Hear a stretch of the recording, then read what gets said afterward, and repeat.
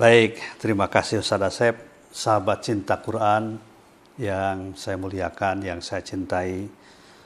Mudah-mudahan Anda semuanya dan kita semuanya selalu mendapatkan rahmat dan karunia dari Allah Subhanahu wa taala. Peristiwa hijrah itu memang peristiwa yang sangat dahsyat. Peristiwa yang sangat luar biasa. Peristiwa yang menentukan kemuliaan umat Islam pada saat itu. 1442 Hijriah, tahun yang lalu ya, kira-kira begitu, 14 abad yang lalu atau 15 abad yang lalu. Nah, pada kesempatan yang berbahagia ini saya ingin menyampaikan tentang balasan bagi orang-orang yang berhijrah. Tentu berhijrah di sini dalam pengertian hijrah perilaku, hijrah ma'nawiyah, hijrah qalbiyah yang mungkin sudah dirasakan getarannya oleh sahabat cinta Quran semuanya. Getaran hati, getaran pikiran, getaran emosi. Sehingga hijrah itu menjadi lifestyle kita, gaya hidup kita. Nah, dalam Al-Quran misalnya surat An-Nisa ya. Bismillahirrahmanirrahim. Innal ladzina tawaffahumul malaikah zalimi anfusihim qalu fima kuntum qalu mustad'afina fil ard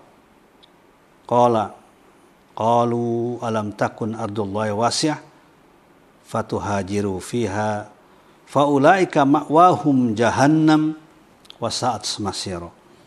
Orang-orang yang kemudian wafat, mati dalam keadaan zalim pada dirinya.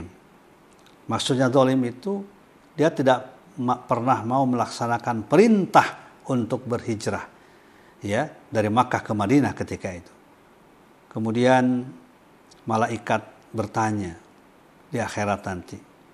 Pertanyaannya adalah, qalu fima kuntum, di mana kalian pada waktu hijrah?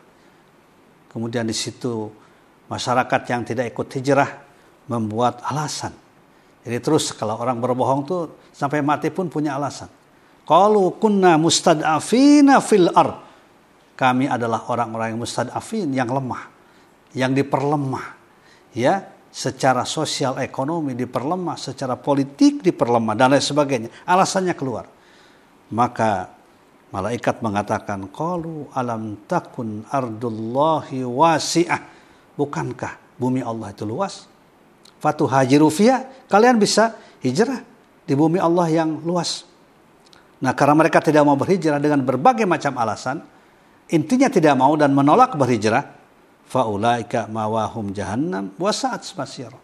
Mereka tempatnya jahannam, dan jahannam adalah seburuk-buruknya tempat kembali. Ini ayat 97.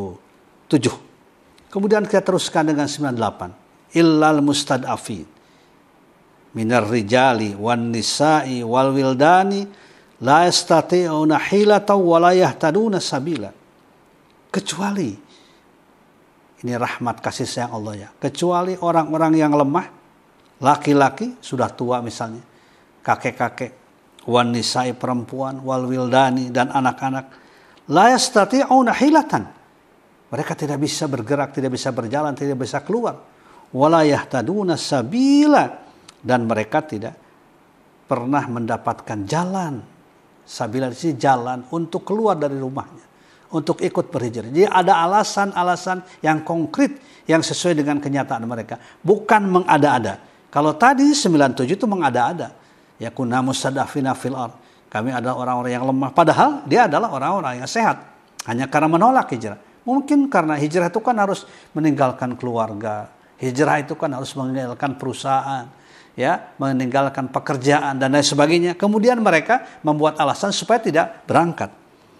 Maka kemudian ayat 98-nya ini adalah menjelaskan yang tidak berangkat pun ada yang karena memang alasan syar'i namanya. Ya, orang tua, anak-anak, perempuan yang tidak tahu jalan nanti saya bergerak.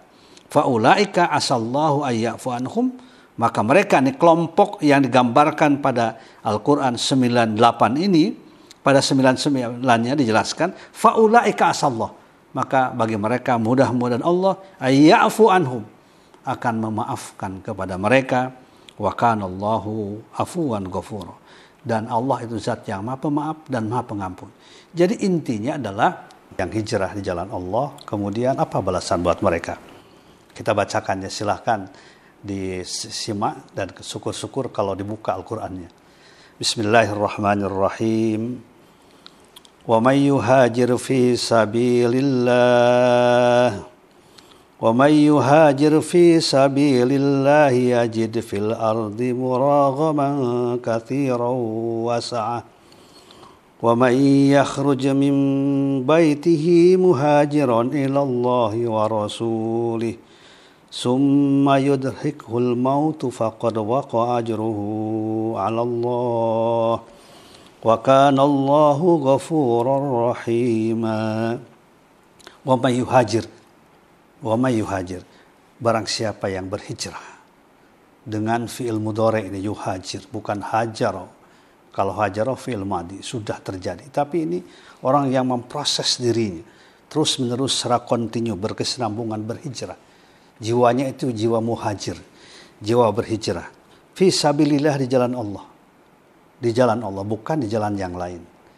Yajid fil ardi, maka dia akan menemukan tempat di muka bumi ini muragaman katsira wasa', dengan rizki yang banyak dan luas. Bayangkan tuh, siapa yang terus menerus secara kontinu melakukan hijrah dengan baik karena Allah, maka dia akan mendapatkan rizki yang banyak, yang luas. Itu janji Allah yang pasti benar. Wa may yakhruj min baitihi muhajiran ila Allah wa rasulih, barang siapa yang keluar dari rumahnya dengan niat berhijrah dalam segala hal karena Allah dan karena Rasulnya. Motivasi utama Allah dan Rasulnya. Summa yudrikul mautu. Dalam posisi berhijrah itu dia meninggal dunia. Wafat. Maka apa? Faqad waqa ajruhu ala Allah. Maka sungguh telah turun kepadanya. Telah tetap kepadanya dari Allah pahala yang sangat besar. Wa may yukhruj min baiti muhajiran ila Allah wa rasul faqad waqa ajru Allah. Ya, wa kana Allahu ghafurur rahim. Dan Allah zatnya Maha Pengampun dan Maha Penyayang. Sahabat cinta Quran yang saya cintai, hijrah itu memang adalah selalu berkaitan dengan keimanan.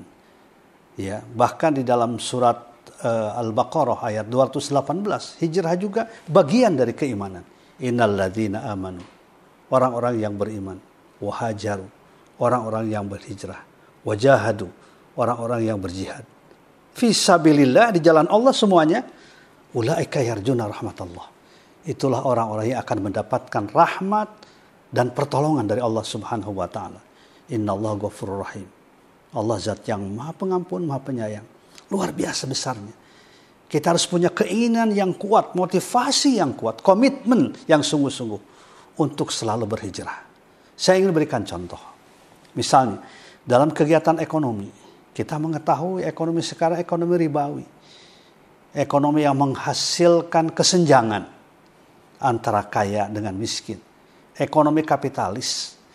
Ekonomi yang menyebabkan terjadinya disparitas antara sesama umat. Yang satu kaya semakin kaya, yang lain miskin semakin miskin. Dan itu terjadi di mana-mana. Terjadi di mana-mana. Karena itu maka di dalam Al-Quran dicontohkan bahwa dibandingkan, dikomparasikan ya antara riba dengan zakat misalnya. Dalam surat Ar-Rum ayat 39, "Wa ma ataitum mir riban liyarbu'a fi amwalin nas." Apa yang kalian ribakan supaya berkembang dalam pandangan manusia tidak pernah berkembang dalam pandangan Allah. Tidak pernah berkembang dalam pandangan Allah. Allah menutup keberkahannya. "Wa ma ataitum min zakatin turiduna wajhallah faulaika humul mudhifun." Dan harta yang kalian keluarkan zakatnya dengan niat mendapatkan ridho Allah, faulaika humul mudhifun, itulah orang-orang yang akan dilipat gandakan hartanya. Coba bayangkan oleh kita, mindset oleh Allah dirubah nih pada ayat ini. Meribakan itu kan mendatangkan keuntungan secara material, ya, mendatangkan keuntungan secara material. 2,5%, 5%, 10% bertambah. Ya, tetapi tidak bertambah dalam pandangan Allah.